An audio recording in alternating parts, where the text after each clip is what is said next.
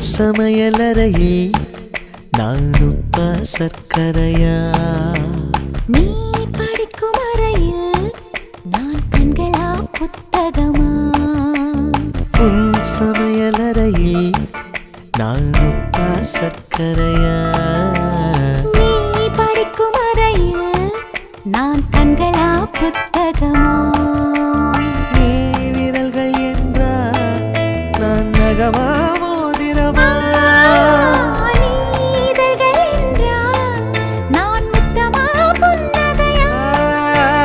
நீ அழகு என்றால் நான் கவியா ஓவியனா? உன் சமையலறையில் நான் உப்பா சர்க்கரையா? நீ படிக்கும் அறையில் நான் கண்களா புத்தகமா?